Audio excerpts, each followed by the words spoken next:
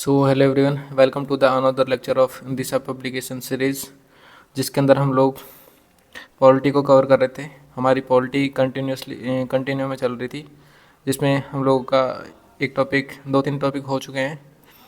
ये हमारा next topic रहने वाला है उच्च न्यायालय। तो हाई कोर्ट को इस टॉपिक के अंदर हम लोग कवर करेंगे, हाई कोर्ट कवर करेंगे और अच्छे से करेंगे। एंड आप लोगों को पता है दिशा की बुक्स में इंपॉर्टेंट क्वेश्चन ही कवर किए जाते हैं। सारे जो भी एग्ज़ाम में आए हुए क्वेश्चन हैं सभी को कवर करेंगे हम लोग व्याख्या के साथ, और सारे इंपॉर्टेंट रहेंगे। तो वीडियो को लाइक ज़रूर से कर देना एंड चैनल को सब्सक्राइब कर देना जो भी लोग नए आए हैं चैनल पर।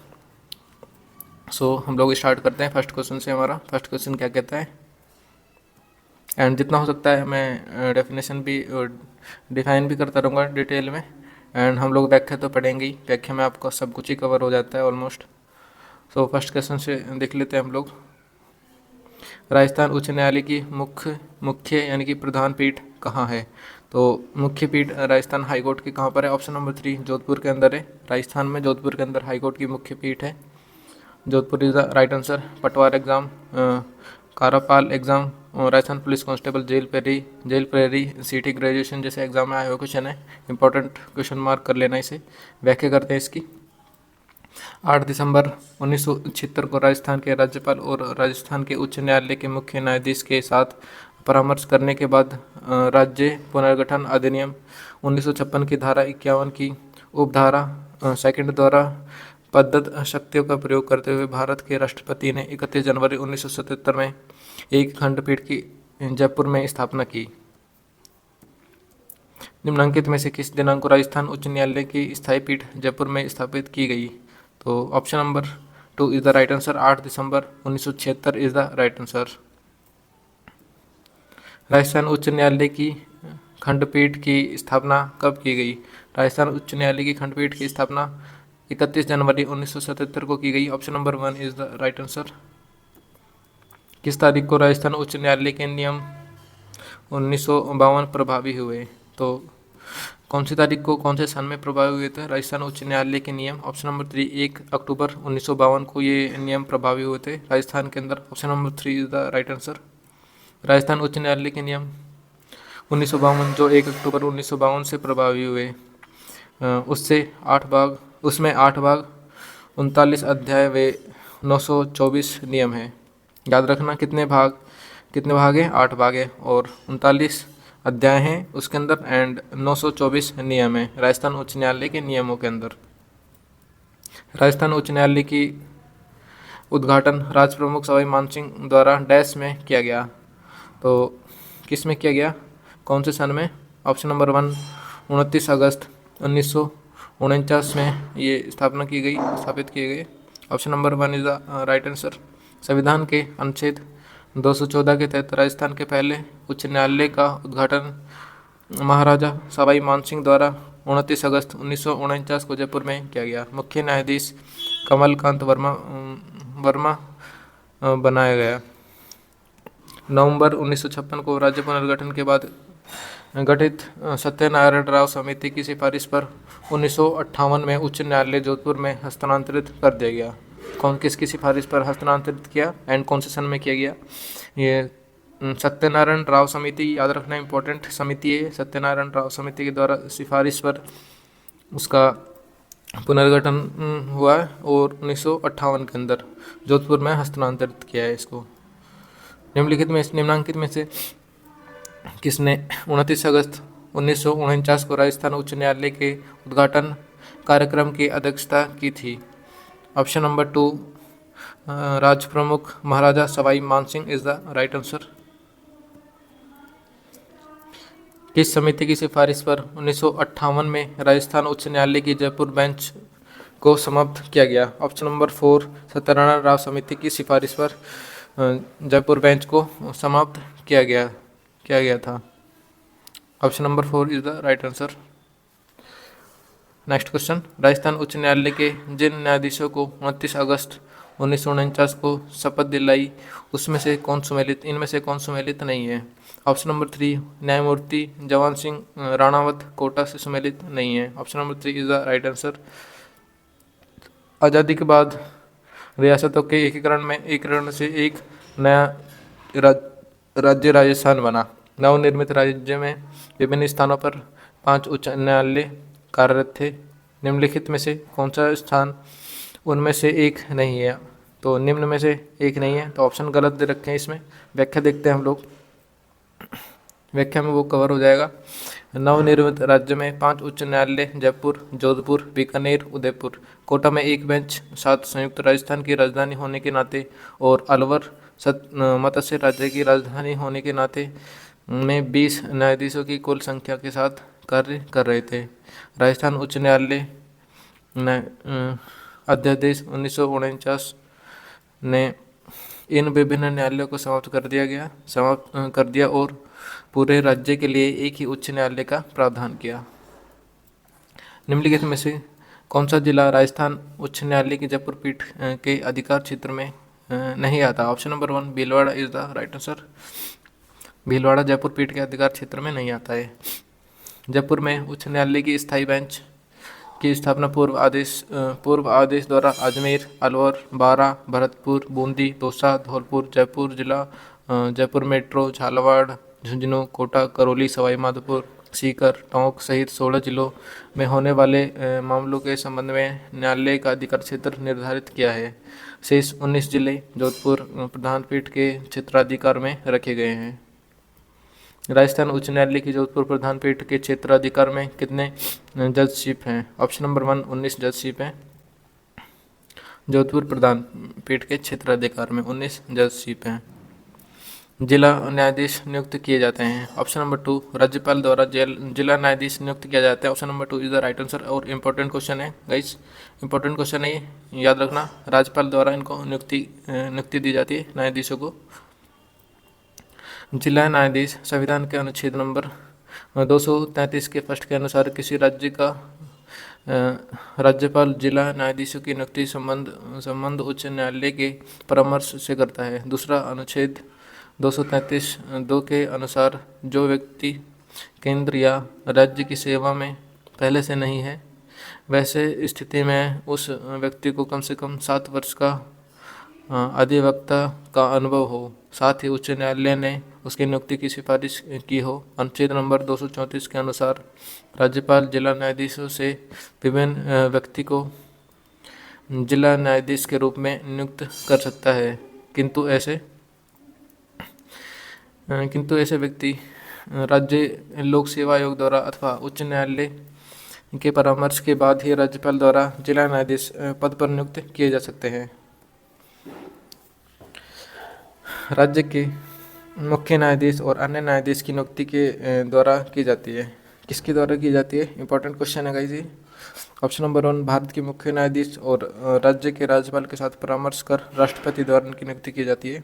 Option number 1 is the right answer. उच्च न्यायाधीश की नियुक्ति अनुच्छेद नंबर 217 के फर्स्ट के अनुसार उच्च न्यायालय के सभी न्यायाधीशों की नियुक्ति राष्ट्रपति द्वारा अपने हस्ताक्षरों व मुहर से जारी वारंट द्वारा की जाती है। उच्च न्यायालय के मुख्य न्यायाधीश की नियुक्ति राष्ट्रपति द्वारा सर्वोच्च न्यायालय के मुख्य न्यायाधीश व संबंधित राज्य के राज्यपाल से परामर्श के उपरांत की जाती है तथा उच्च न्यायालय के अन्य न्यायाधीशों की नियुक्ति हेतु राष्ट्रपति को सर्वोच्च न्यायालय के मुख्य न्यायाधीश, संबंधित राज्य के राज्यपाल एवं संबंधित उच्च न्यायालय के मुख्य न्यायाधीश से परामर्श लेना होता है। वर्तमान में सर्वोच्च न्यायालय व उच्च न्यायालय के न्यायाधीशों की नियुक्ति व स्थानांतरण हेतु कॉलेजियम प्रणाली प्रचलन में है। उल्लेखनीय है कि उच्चतम न्यायालय के न्यायाधीशों की नियुक्ति की सिफारिश करने से पूर्व भारत के मुख्य न्यायमूर्ति को कॉलेजियम के 4 ज्येष्ठतम न्यायाधीशों से सलाह मशविरा करना होता है। उच्चतम न्यायालय के न्यायाधीशों की नियुक्ति की सिफारिश करने से पूर्व भारत के मुख्य न्यायमूर्ति को कितने ज्येष्ठतम न्यायाधीशों से सलाह मशवरा करना होता है? ऑप्शन नंबर 3 4 न्यायाधीशों से सलाह मशवरा करना होता है। न्यायाधीशों की नियुक्ति करने से पूर्व कितने न्यायाधीशों से सलाह मशवरा? 4 से। उच्च न्यायालय का मुख्य न्यायाधीश अपना त्यागपत्र किसे देता है? किसे दे सकता है? ऑप्शन नंबर 3 राष्ट्रपति को दे सकता है। Option number 3 is the right answer. व्याख्या देखते हैं। त्यागपत्र अनुच्छेद 217 के फर्स्ट राष्ट्रपति को लिखित व हस्ताक्षरित त्यागपत्र देकर पद से मुक्त हो सकते हैं।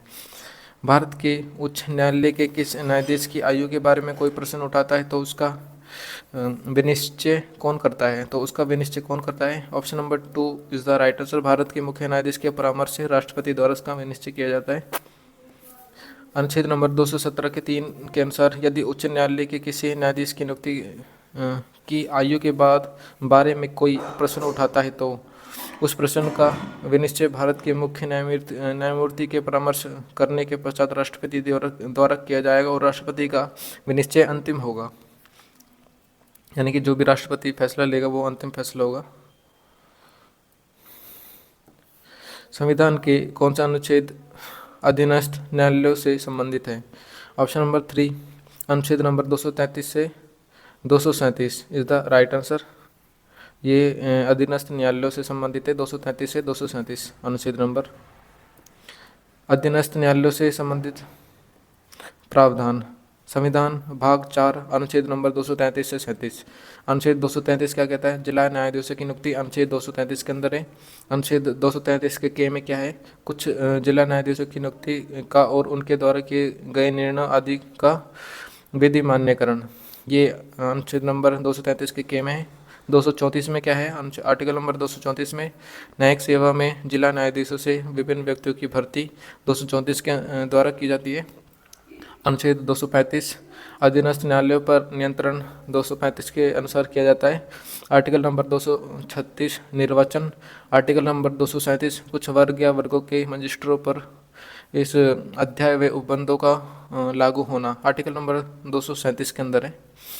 राजस्थान उच्च न्यायालय में न्यायाधीश के कितने पद स्वीकृत हैं? राजस्थान उच्च न्यायालय में न्यायाधीश के 50 पद विस्तृत हैं। Option number 3 is the right answer. वर्तमान में राजस्थान उच्च न्यायालय के मुख्य न्यायाधीश सहित 50 न्यायाधीश हैं। तो नेक्स्ट क्वेश्चन देख लेते हैं हम लोग। अनुच्छेद प्रावधान सुमेलित कीजिए। अनुच्छेद प्रावधान से सुमेलित करना है। कौन सा आर्टिकल में कौन सा प्रावधान है, इस तरीके से सुमेलित करना है। RS एग्जाम में आया हुआ क्वेश्चन है, इंपॉर्टेंट है। तो कौन सा किससे सुमेलित होगा हम देख लेते हैं एक बार। 4132 से सुमेलित होगा, यानी कि 215 किससे? उच्च न्यायालय का अभिलेख न्यायालय होता है। एंड 222 के अंदर किसी न्यायाधीश का एक उच्च न्यायालय से दूसरे उच्च न्यायालय में अंतरण 222 के अंदर। एंड 226 के अंदर कुछ रेट निकालने की उच्च न्यायालय की शक्ति 226 के अंदर है। एंड लास्टली 227 के अंदर क्या है?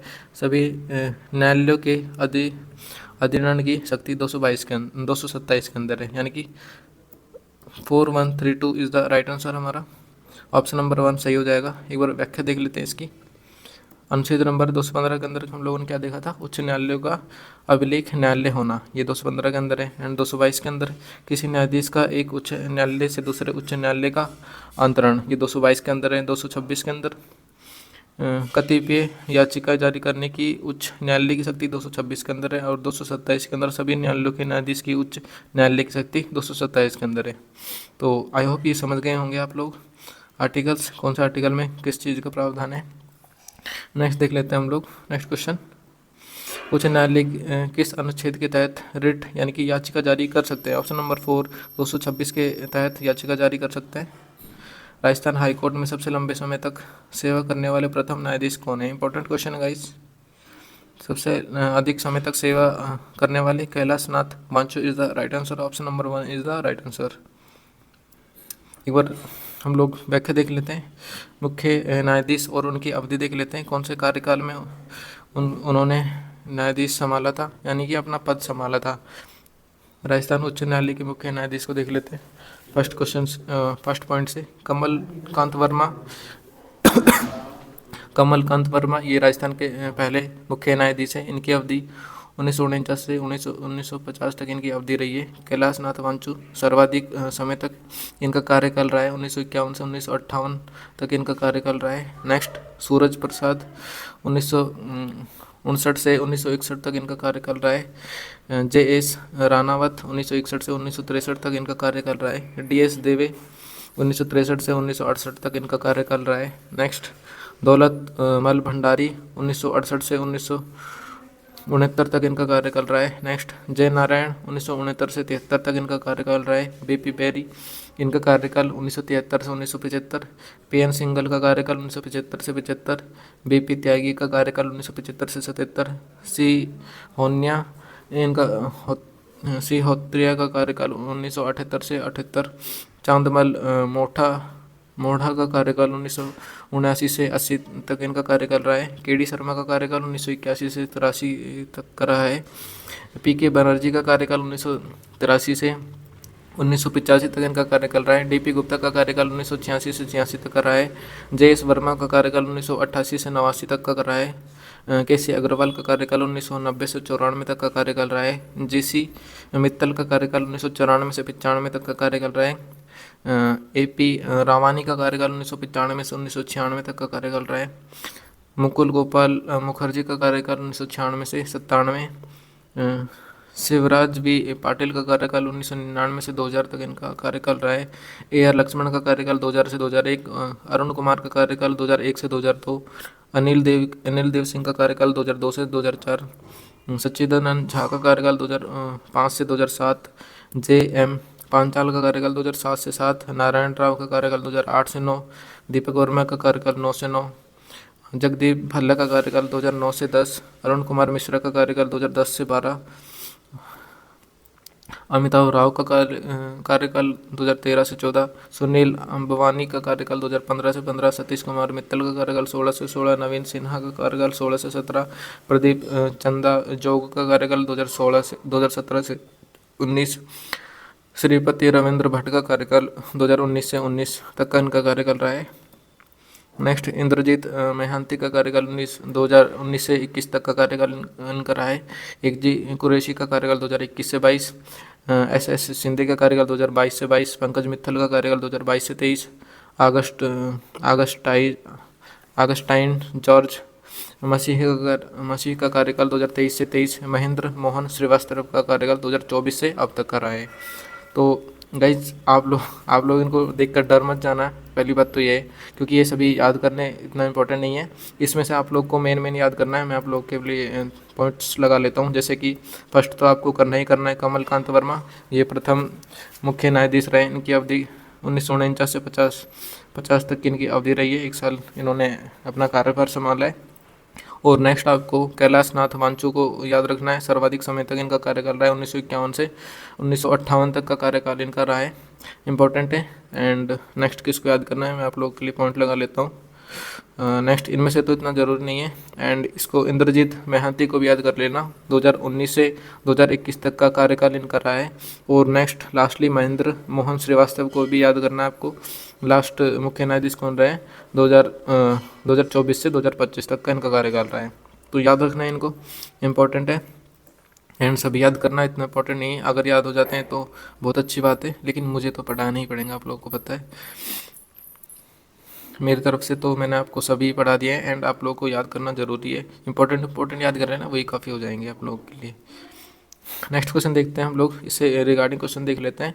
निम्नलिखित में से कौन राजस्थान उच्च न्यायालय के मुख्य न्यायमूर्ति नहीं रहे? निम्न में से वीरेंद्र कुमार सिंघल जी नहीं रहे। बाकी अरुण कुमार का नाम हम लोगों ने पढ़ा था, जयेश वर्मा का नाम पढ़ा था, और JM पांचाल का नाम भी हम लोगों ने व्याख्या में देखा था।